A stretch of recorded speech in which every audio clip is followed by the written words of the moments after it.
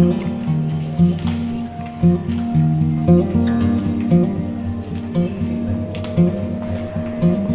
समाहरणालय परिसर से उतर रहे हैं। विस्तार से बाद में बताएंगे कि क्या है, लेकिन ये जो दीदी है ये अभी 8वें महीने के गर्भ से है और इनके साथ हुआ धोखाधड़ी, बताएंगे जल्दी, और वो भी महिला विभाग की तरफ से हुआ। तो जानकारी लेने के लिए आए थे कि क्या होगा क्या नहीं, काम हो पाएगा कि नहीं। तो जो पता चला उससे तो उनको बहुत नुकसान है। 1 साल से बेचारी प्रताड़ित हो रही है, लेकिन अब क्या करें, हो गया तो हो गया।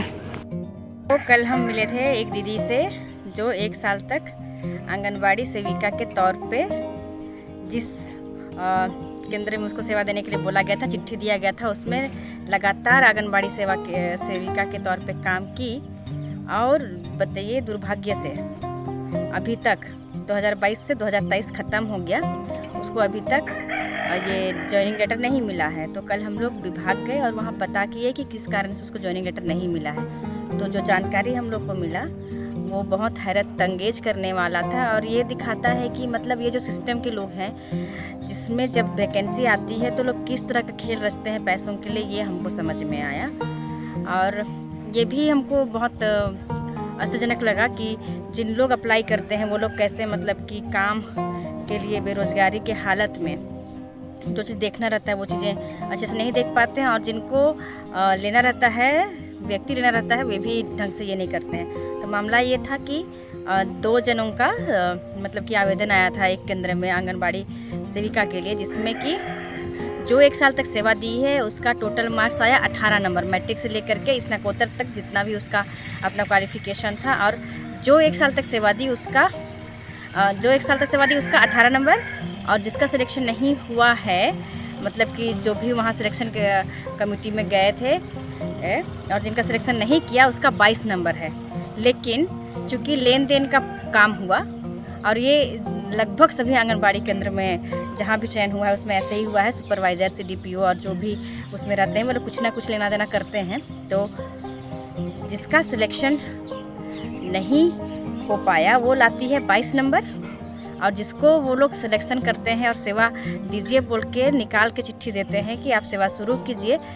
उसको केवल 18 नंबर। गौर से सुनिएगा, जिसका सिलेक्शन नहीं हुआ उसका है 22 नंबर, और जिसको चिट्ठी निर्गत करते हैं प्रखंड कार्यालय तरफ से, बाल परियोजना तरफ से, उसका आता है केवल 18 नंबर। तो जब वो फाइल भेजा जाता है जिला में, तो जिला में चूँकि वो लोग देखते हैं कि अहर्ता जो है वो उच्चतम अंक जो लाएगी उसको सेविका का चयन करना है बोल करके, तो अभी तक नहीं गया है उसको ज्वाइनिंग लेटर। और जिस महिला के साथ ये हुआ उसकी स्थिति देख के हमको लग रहा है बहुत ही तकलीफ़ इस समय, और हम बहुत मतलब अंदर से मतलब हमको बहुत अजीब सा लग रहा है कि कैसे लोग मतलब कि चंद रुपयों के लिए, हम चंद ही बोलेंगे, कि वो बताइए अभी 18 महीने के गर्भ से है, फरवरी में उसका डिलीवरी होना है, और ऐसे में वो 8 महीने तक सोचिए उसको ऑनलाइन भी मतलब कि अटेंडेंस का ऑनलाइन भी होता है आंगनबाड़ी लोग का, लेकिन चूँकि उसका जिला तरफ से अप्रूव ही नहीं हुआ है, चूँकि वो जो पूरा खेल हुआ है चयन का वो गड़बड़ था, तो इसलिए वो ऑनलाइन मतलब क्या बोलते हैं अटेंडेंस नहीं बना पाती है, ऑफलाइन केवल बनाई है, और बिना किसी भी तरह का पैसा इंसेंटिव मिले हुए BLO का भी काम की है, और पूरे 1 साल तक आंगनबाड़ी सेविका का भी अपना कर्तव्य का निर्वहन की है। अब मेरे सामने सबसे बड़ा सवाल ये है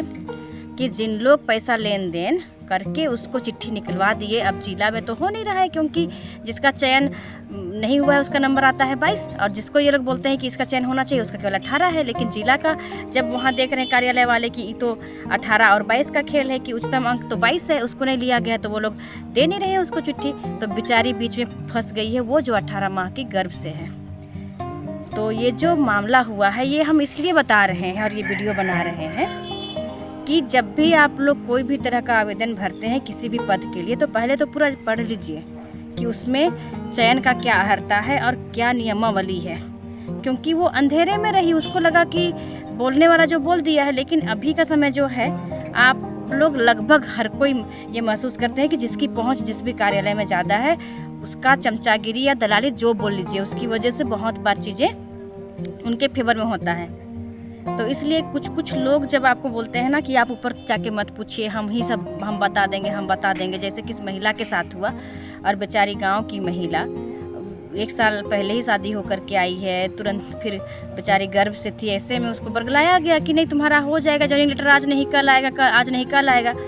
वो तो कल हमको फ़ोन की, मेरा यूट्यूब का ये सब देख करके हमको फ़ोन की थी कि दीदी मेरा ऐसा मसला है। तो हम लोग ऑफिस जाके जब पूछताछ किए तो पूरा मामला पर्दाफाश हम लोग देख रहे हैं कि इसका तो होगा नहीं। कार्यालय वाले बोले भी कि ये नहीं हो पाएगा। बेचारी उस पर क्या बीत रहा होगा। तो इसलिए हम बता देने के लिए ये कर रहे हैं कि बहुत बार बहुत सारे कार्यालय में काम करने वाले, हम सबको नहीं बोल रहे हैं, लेकिन जो लोग बहुत अच्छे अच्छे पदों पर काम करते हैं वो लोग जानकारी को अपने तक रख के नीचे वाले के साथ में अन्याय करते हैं और उसको दबाते हैं और उसको किसी न किसी रूप से आहत करते हैं और उसके साथ में क्या बोले उसको अन्याय करते हैं, जैसा कि इस महिला के साथ हुआ। अब उसको 1 साल का पैसा कौन देगा?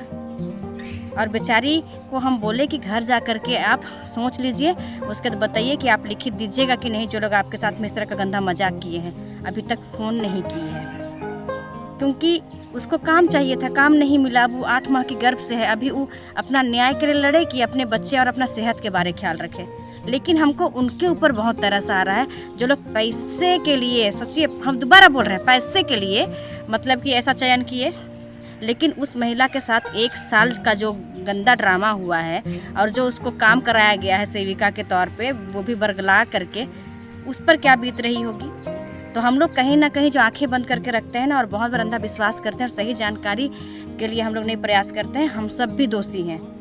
तो इस वीडियो को बनाने का मकसद यही था कि आप लोग भी जानिए समझिए, जो लोग बेरोजगार हैं, किसी भी तरह का कोई भी आवेदन करते हैं किसी भी काम के लिए, तो उसमें अच्छे से पढ़िए, अर्हता क्या है क्या नहीं, और पूछने का कोशिश कीजिए। जो आपके अगल बगल थोड़ा बहुत जानते हैं उनसे पूछने की कोशिश कीजिए। अगर नहीं समझ में आ रहा है तो हम लोग से भी कांटेक्ट कर सकते हैं। हम लोग जो जानते हैं वो बहुत ही ईमानदारी के साथ और सच्चाई के साथ बताने का प्रयास करते हैं। लेकिन बचिए इन सब चीज़ों से, क्योंकि देखिए हमको अभी भी मतलब उससे जब हम मिले, हम उसको पूछे भी कि कितना माह चल रहा है, बताइए 8वां माह, फरवरी में ये होगा। हमको बहुत अभी तक मतलब सिहरन हो रहा है कि बेचारी किस मतलब मानसिक तनाव से गुजर रही है। तो आगे से ख्याल रखिए आप लोग, जब भी आप लोग के बच्चे लोग भी कुछ अप्लाई करते हैं, कहीं पैसा का लेन देन का बात है, चाहे कुछ भी है, इन सब चीज़ों से बचिए। अपनी योग्यता का बहुत अच्छी तरह से इस्तेमाल कीजिए और सही सटीक जानकारी इकट्ठा करने का प्रयास कीजिए।